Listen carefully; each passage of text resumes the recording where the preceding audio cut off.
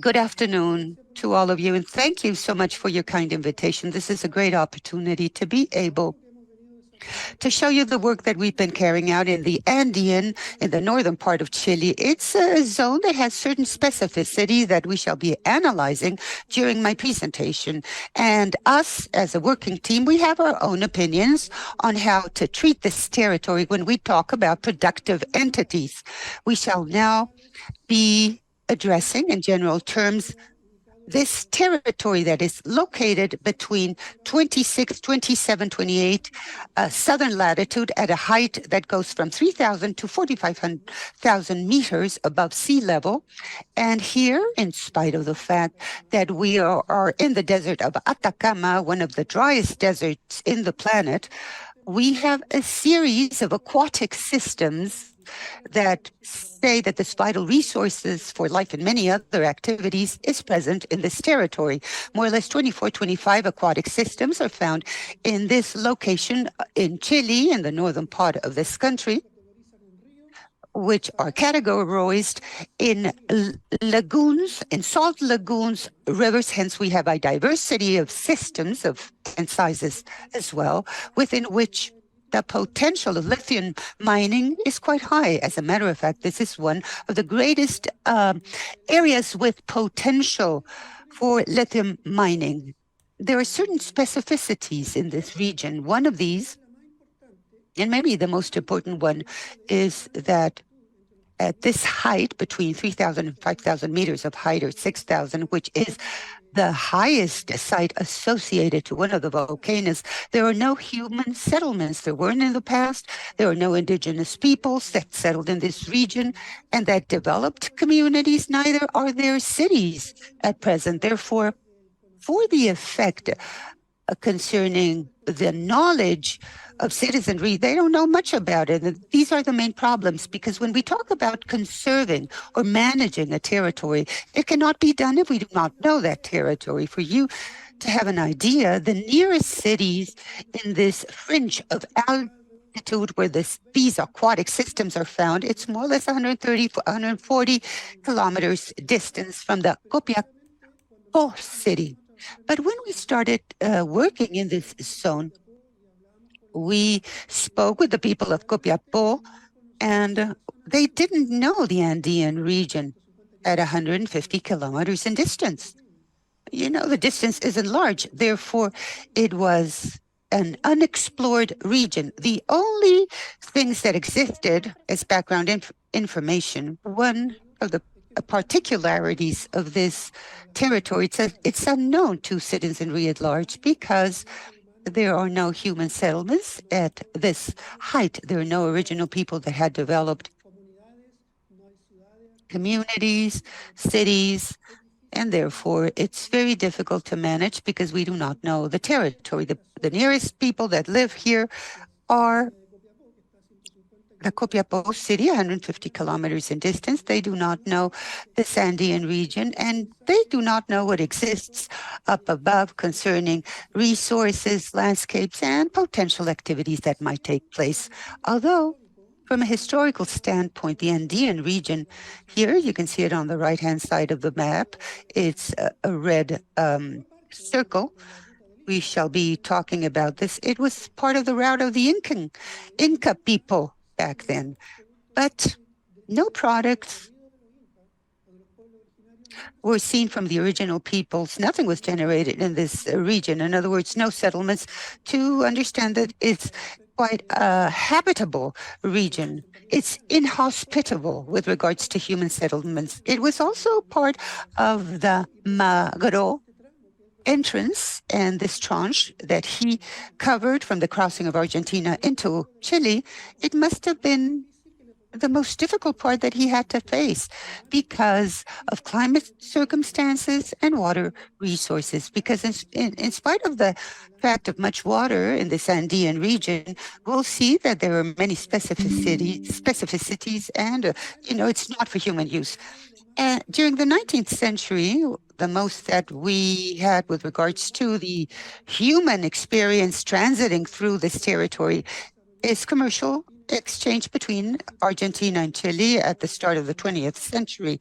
It lasted a few years, where, as a matter of fact, during the spring and the start of summer, the cattle owners of Argentina used to go back to Copiapó, exchange of products. And of course, there are extreme weather circumstances in this territory. It's an unknown, unexplored territory. As a matter of fact, when we started working in this specific region, there were only 2 scientific articles that had been published, mainly concerning geology and chemical concerning salt pans. Hence, we were interested in to start working here, and we did it under a project funded by the Chilean government. We did it under 2 stages between 2013 and 2019, where what we produced was, first of all, that there was little knowledge concerning the water systems in the Andean. In other words, we had to characterize things with a baseline, what we might convey concerning our scientific capabilities in terms of the sediments concerning the first part of the project. Can you all hear me? Somebody interrupted me. So here we have a series of analysis that we did to be able to study the elements within these water systems or aquatic systems and the water column. And we included as well the microbiological communities, because under these extreme environments, the microbiological communities have a biotechnological potential. In other words, we were able to understand, to see if there were further productive potentials, not necessarily through extractive mining systems, but other productive things, but of course associated to extractive mining, that if they had other components belonging to this territory. And finally, within here, we included everything that had to do with the organism communities that live in these aquatic regions where there's water, there are different organisms, and we shall see further on.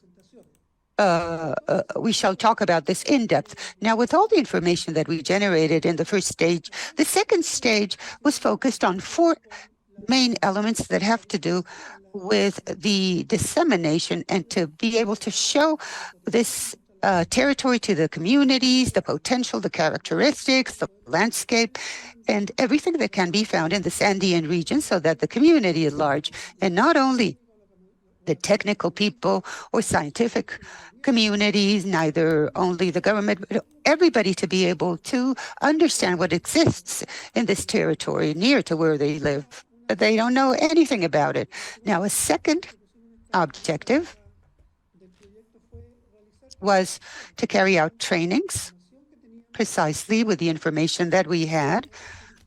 This conveyed to the tourist operators, which were very few back then, I believe 4 or 5 tourist operators that visited this Andean region, mainly to foreign tourists.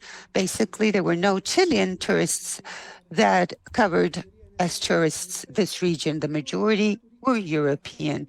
And this tourist operators worked with little knowledge of the territory, but rather with the willingness to be able to develop things in such an interesting territory, but they needed further knowledge. So with our help, so that they might be able to transmit this information to tourists. In other words, further information concerning these aquatic regions in this territory. And the third thing was to contribute to an idea that the government still had and still has, to increase protected areas, specifically in the Atacama Andean region. At present, there is one single national park in the Andean region where we can find some of the territories that we studied. And these are protected areas where, of course, the people there are required understanding the characteristics of water, the organisms found in that region, the state of conservation concerning these organisms, and so on and so forth. And lastly, an environmental assessment, because we were going to working on the chemistry of the sediments and the water. Sediments, it's important to be able to use this information to generate an environmental assessment when we visited the region. Fortunately, we commenced working in this region back in 2013, where we had merely started talking and projecting lithium mining. Hence, we were able to start before the installment of these future mining prospects. So we have a baseline that covers with the characteristic. We have prior information before the productive activities took place. Thus, during the 6 years in which the project lasted, we carried out terrain campaigns. We covered the complete Andean region. We visited more or less 22 aquatic systems, 3 rivers, 6 lagoons, and other salt pans. And we visited these regions in different parts of the year. In dry regions, for example, you can see this picture up above, and the rainy or winter. And this corresponds to 2 weather regions, the traditional, which is May, June, July. In this Andean, it's winter. And then we have here the plateau winter, where once again we see snow again, and the characteristics of the landscape changes abruptly. So we covered this territory under these 2 conditions, taking samples of different things, like, for example, water samples from the rivers, lagoons, the salt pans, physical chemical variables, fund or in-depth sediments in these systems. We placed methodologies. We visited some of the largest lagoons that we found in this region, and the biologists visited or covered and studied the quantification of flora and fauna associated to each one of these aquatic systems, because you need to understand that the existence of life in these region, flora and fauna, depends completely with the existence of water. Hence, if there's no water, there's no life. This is how these systems, drastic systems are, because this is what we had to study. And what did we do with this information? In the environmental assessment chapter, these are the results that I'm going to show you further on. And Jerry will be addressing the biological communities that maybe are more interesting. It's something more visible. It has a greater impact to be able to be charmed with this territory. But the environmental assessment, we wanted to assess the quality of the sediments of the water that we found in these high Andean regions. We took samples of all the systems and the different points and different regions of the year. We studied the physical, chemical, and the metals. We saw metals in waters and sediments to be able to assess environmentally under the light of the current legislation, which at present refers to the presence of metals and how these metals can be transformed into a risk for the health of the communities and organisms that live there, or for people when this water is used for irrigation or consumption purposes. And here, merely as an example, some of the results of the metals in the water. The majority of these metals were below the detection limits. We worked with optic isotopes, so we had great levels of detection, but the majority of these metals were below detection. Arsenic and copper conveyed interesting values, and beyond the range of values that we can establish for each one of the 12 metals that we analyzed, we were able to commence seeing a few things associated to the different types of, I think he said salt pans, the salt pans that we studied, and each one of the bars represents the concentration of these metals in their total or dissolved form in each one of these bars. So here we can see that there are certain salt pans that have interesting aspects from a chemical standpoint. This is a lagoon, a very small salt lagoon. It has high concentration of arsenic. We're talking of natural systems. This is a period in history where no lithium extraction had taken place. Hence, these are natural conditions. Hence, and we found chemical conveys particularities which are different to others. And this is what we were searching when we were carrying out these chemical analysis. You know, these specificities that make things different from others. And thereafter, we were able to deepen these studies and understand the differences, like, for example, the concentration of arsenic in one of the salt pans we studied. And here we see some of the metals we analyzed, but this in the sediments, where we see little difference. In some cases, there is a distribution of concentration of these salt pans. In the case of copper, it's quite uniform. And in certain cases, we start seeing the appearance of certain differences. For example, el salar, la farina, I think it has concentration of, we couldn't hear that, and this is part of what we propose as a preliminary conclusion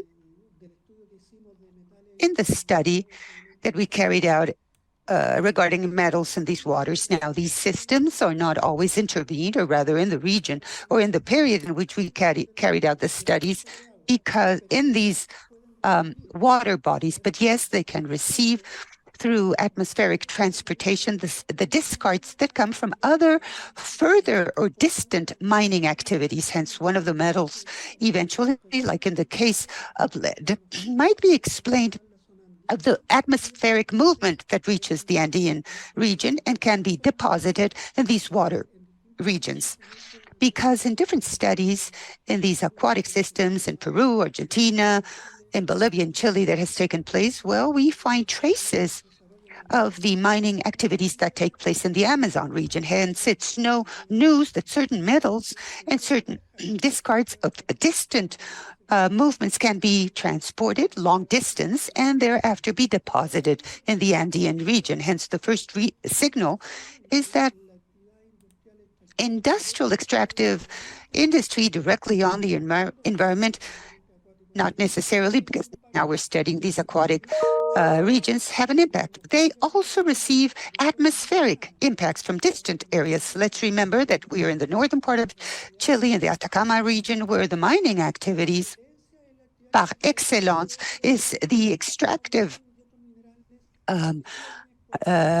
handling of different metals, and all of this produces powder, or dust that can be transported through the predominant winds inside and be deposited in the Andean region. The other thing that we produced, thanks to these studies, was to analyze if the water that we find in these regions serve for drinking purposes or for irrigation purposes of anything. And this was done following the Chilean standard, which establishes the maximum concentration, in this case of arsenic and copper, that water needs to have for these to be utilized for drinking purposes or irrigation ones. As a matter of fact, none of the systems all the systems are outside of the range of concentration where it might be allowed for this water to be utilized for irrigation or drinking. Now, in the case of arsenic, everything's above, except Corbea complies for irrigation purposes. So here, unfortunately, when we talk about water quality, from an environmental perspective, we incorrectly mention good or bad quality water.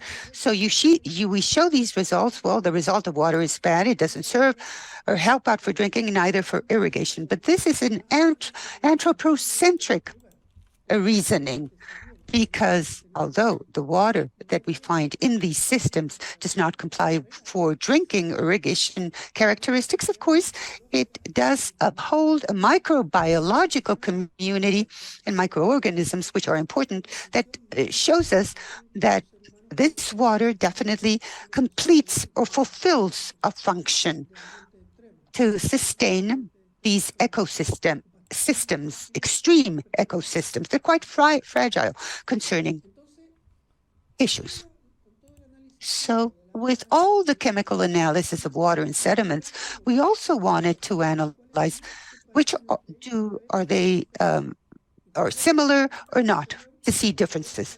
In these prior cases, when we see the distribution of the 22 systems that are distributed in this map, and we place it in this map to see how we can group these systems, you see the three large groups. One, green, which are the salt pans in green down below. And if you look at them geographically, they're located on the west of the region, more towards less altitude, from 3,000 meters high to the Andean, up to 4,500 or 5,000 meters high. And on the other hand, we have lagoons that are located in the northeastern part of the region.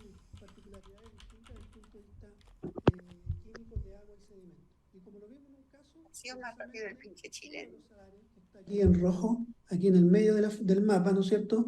Que es el Just salar. like we saw in one of the maps, which is in red, has some specificities that are different from the rest of them.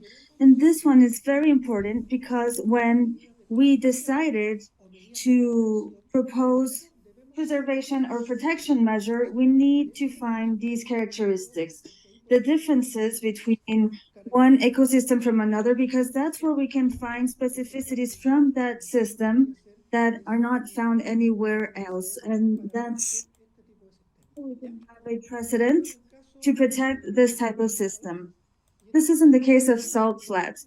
In the case of lagoons, which is the other system that we studied, so salt flats, lagoons, and rivers. For the rivers, we studied 2 rivers.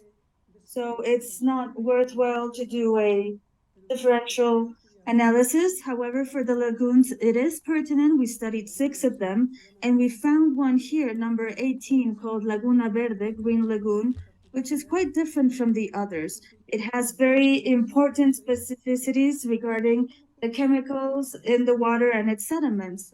So we have been analyzing a Andean ecosystem from extreme weather conditions, and we find different ecosystems with specificities that come from the sediment and materials that we find from each system. This is a summary of the microbiology study, which is the bacteria study. So all the bacteria that live within the waters and the sediments of all the systems that we analyzed with a chemical point of view. So the bacterial community that could have a high biotechnology potential are very studied to analyzing these extreme characteristics, because we get to see more data, and this is more important due to the situation we're living today and how we can diversify productivity in a territory such as the northern region of Chile with mining. So there are other lagoons, Laguna Brava, which are circled in red, were also studied, or the Green Laguna, which is right here and has microbiology specificity. So these are the systems in which we need to focus and go deeper in the approach we have developed until now. And we should also consider these specificities when the authority is working with plans to work on these protective areas of the Andean Atacama Desert. And now the issues, I'm going to share with you a couple of problems that we have identified due to the study, and these are part of the study, and it has to do with water quality. In the case of Chile, water is a owned resource. It is in the stock market, so all water resources belong, at least a huge part of them belong to the private sector. So this vital resource, such as water, which is not only for a productive activity such as mining, but a whole ecosystem in an extreme environment like the Andean zone, water becomes an obstacle to develop other types of activities that could diversify the regional economy. The second point has to do with the effort carried out by the Chilean state in order to broaden the Andean zone in Atacama, which is the one we studied, and it's located here in the upper part of this map. So this blue zone corresponds to the protected area we're promoting in the Andean zone, and these are where the lagoons and rivers that we studied are. So this is a project that is moving forward, and we are adding a new national park in which, fortunately, the data we produced, the one that I presented right now and the one that I will present later from my colleague, have helped us with evidence in order to broaden the petitions to cover protected areas and to make them wider in the Andean area. This is another national park that exists in the Andean region, and it has this peculiar form. It comes down with a river up down to a lagoon, the lagoon of Negro Francisco, and then up here, I'll show you with my mouse, it covers a little bit of the salt flat. So you see here an area which is light blue, that is a salt flat, and it's connected to the Santa Rosa Lagoon. And there's a conflict here. There are different types of conflicts. The Maripunga salt flat has lithium extractive activities within the salt flat, but because it's divided into two, there is a limit. And so on one side, the lithium extraction or mining lithium is permitted inside the salt flat, but not on the other side.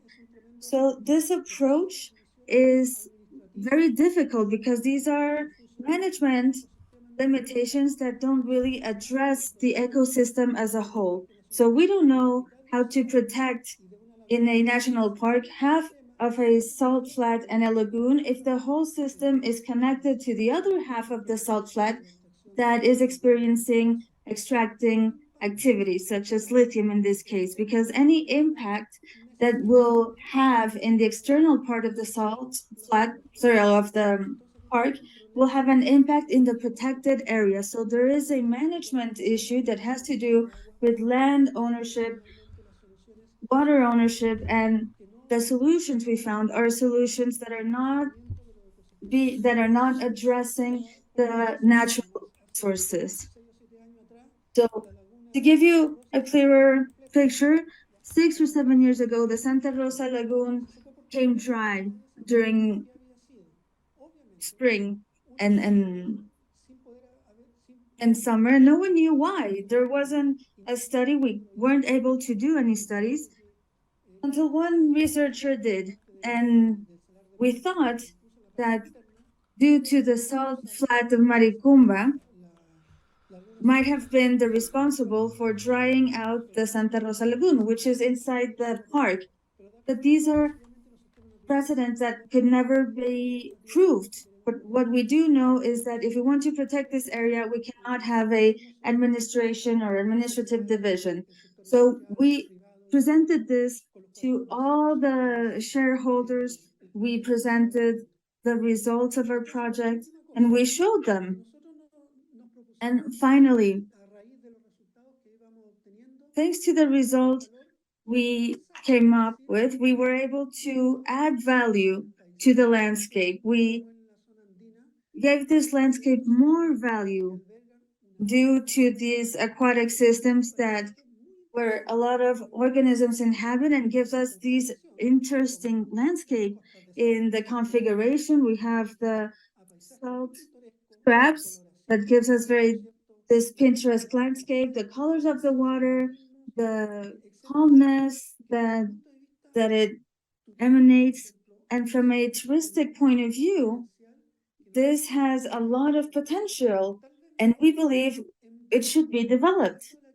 Perhaps not as a replacement of the mining activity, because it's not about replacing it with something else, but rather to supplement the mining activity with other types of activities that allow local shareholders could act and gain benefits, financial benefits that this type of territory can offer. That's why we work a lot in adding value to the landscape and showing what benefits we can bring out of it, getting all of this out to the community. These are some of the visual resources we use to disseminate what we found. So these are images of landscapes that we were able to develop and post up at schools and different presentations we had in the region. We also gave some to the regional government so that they could also disseminate it.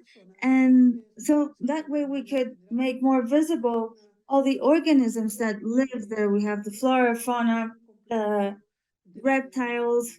All of these components are very important in the Andean zone. And this book of landscapes has been very well welcomed, very well received. These are all photographs taken from the traveling we did. This is a guide in several languages, specifically to support touristic activities. We also have field guides of reptiles, birds, mammals, and flora. And we also have landscape, history, and ecology. All of this explained in a very simple language based on science, but in a way that any person, even if someone doesn't have scientific knowledge or this type of knowledge, could still understand, could become interested, and would want to visit this territory and get to know it better. So this exercise involved a series of elements, and our takeaways of all of this, I would say, is that the Andean region, such as this one with an extreme weather pattern, if we don't know it or understand it, we won't be able to manage it correctly. This type of region offers a lot of potential to diversify economic activities, not only lithium mining, but other productive activities such as ecotourism or biotechnology activities, especially how to use them in these specific ecosystems, and many others that we could discover in the future. Of course, there's still a lot to do. We did a lot of progress in making all of this visible and publishing all of the scientific guides. We're still working on publishing more information, but I do think it's a huge leap in regards of getting to know a territory that has a high potential with ecological characteristics that can give a lot of benefits. And now I believe it's my colleague who will talk about all the flora, fauna, the species found there. And this exists because of the water bodies. If there's water, there is flora and fauna. Without water, there is none of it. So the state of vulnerability of some of the organisms that are there are very crucial for government to discuss more in order to broaden the protective area. So that's why we worked with a multidisciplinary team, experts from different areas that flew to our university, to the University of Chile, with a team of Osvaldo and Jimena, where different experts were able to travel to the region, get the information, and then give it back to the community, to the technician, to the scientific community, so that they could do a better job at management and managing this area, which has a lot of potential. And we need to diversify the activities, not only focus on one activity like we have been doing up until now. That's all for me. Thank you so much.